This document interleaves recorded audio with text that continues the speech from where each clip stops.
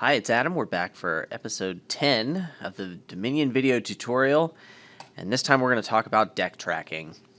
Now, you might find it hilarious that you're going to be taking advice about deck tracking from me if you've ever seen me try to track my deck and fail fantastically.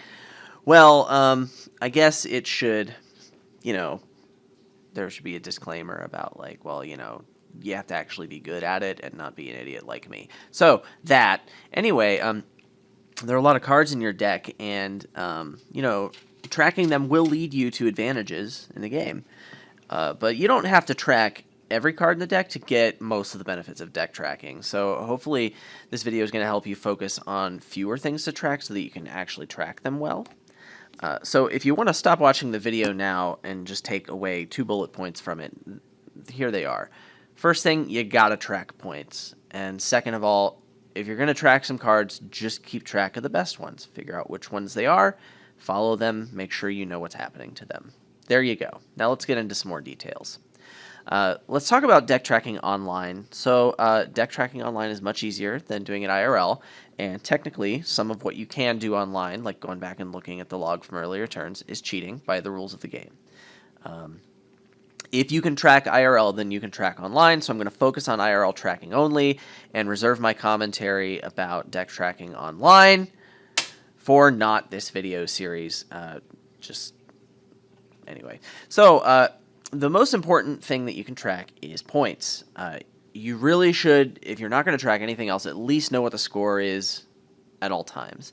That's going to be a big deal because then you know if you're winning, so you can, end the game.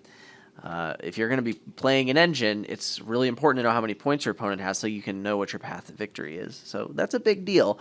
How do you track points? Well, there's basically one thing that you absolutely have to do, and you absolutely have to know how many of your starting estates have been trashed and also your opponents.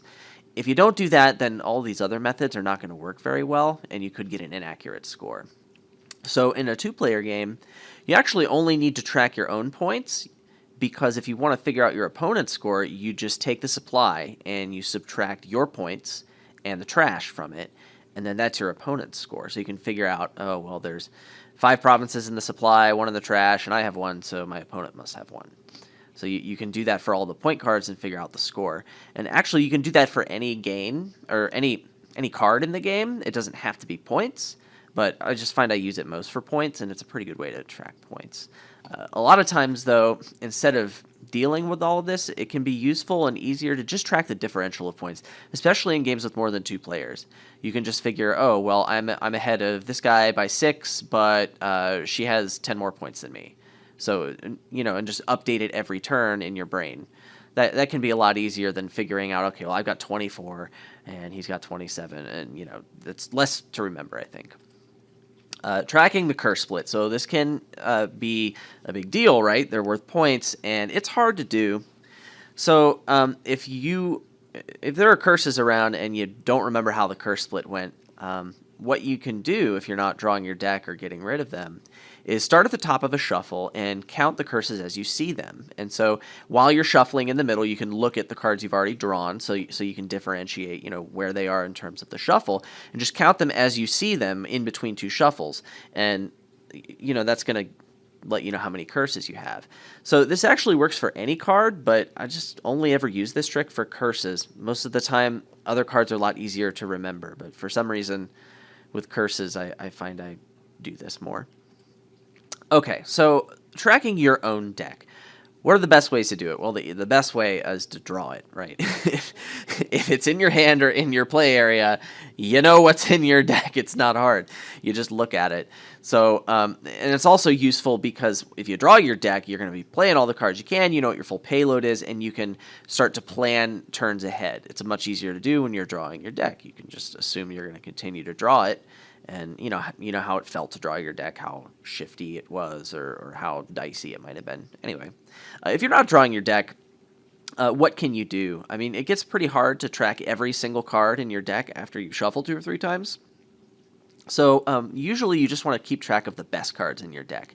So key actions, like the best cards in your deck, the best action cards you want to play, the attacks that junk your opponent, your thinning cards, that kind of thing. You'll want to keep track of where those are so that if you've seen them this shuffle or not, or if you want to, that can affect decisions that you make. Also, your best treasures. If I'm playing big money, I'm going to keep track of how many golds I have and how many I've seen, and that can help to educate. Oh, well, I haven't seen a lot of my golds, and I've got 10 cards left in the shuffle. I can expect those turns to be really good and plan accordingly. Other times, if you're thinning, it can be good to keep track of the cards that you want to get rid of. Doctor and Lookout are obvious cases of this because they trash from the top of your deck. So if you happen to know that none of your cards are there, you don't play Lookout, or maybe you know what to name with Doctor. The biggest thing is to track estates that you haven't trashed yet. If you have something in your deck that trashes estates and you have any control over whether or not you can see that card at a certain time, or like you can punt your estates to a different turn, that can be a big deal, lining up your estate trashers with your estates. So that's something that's useful to keep track of. What about your opponent's deck? What can you do to track that? Well, when they're drawing their deck, what's useful to know is their payload. So just realize that you're going to want to know how many actions they had left over, how much money and buys they're generating on their turn. So, they're required to let you know that. I mean, that's something they have to tell you. So, and they'll usually be saying it out loud so they know what they're doing. I mean, when I'm playing my deck, I say it out loud. So those are the important things to track. If they have cards that they didn't draw, or cards that they have in their hand that they didn't play, sometimes it can be useful to speculate, like, what are those cards? So, like, a lot of times they're point cards, great. But sometimes they're dead terminals if they ran out of actions. Maybe they didn't find their villages, or maybe they don't have enough villages. They could be dead terminals. Or if they drew their deck, they could have extra draw in their hand. Or if they didn't draw their deck, realize, oh, wait a second, they have 2 cards in their deck and one of them is a lab. Well, they got unlucky this turn. They're perfectly drawing their deck. So that can be useful to know in case they, make a play that's going to make them overdraw or not completely draw their deck. So it'd be useful to play around that. When they aren't drawing their deck, usually you just want to track their good cards. And so for big money, that means golds and usually attacks too. If you know an attack is coming, sometimes you can plan for it. What are the other things that can be useful to track it? And really the only other big one is splits of a key card.